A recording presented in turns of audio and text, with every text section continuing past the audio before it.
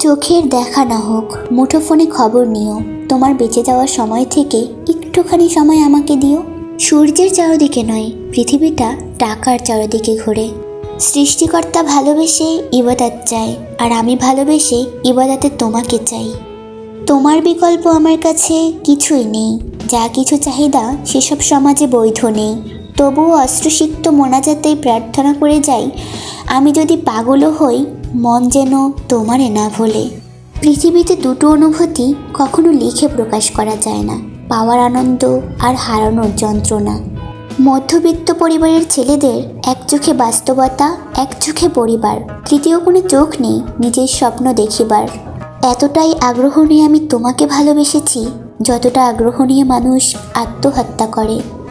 তুমি আমার হয়ে গেলে মনে হইতো আমারও দোয়া কবুল হয়।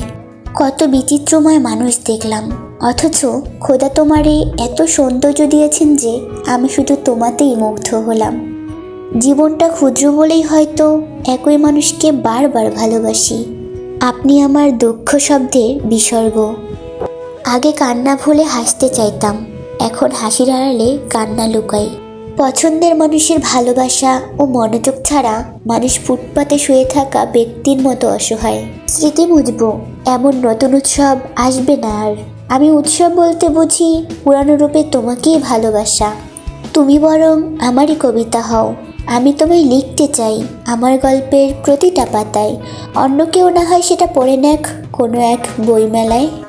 মানুষের মূল্যায়নে অশিক্ষিত মানুষের চেয়ে শিক্ষিত মনুষ্যত্বহীন মানুষ বেশি ভয়ানক।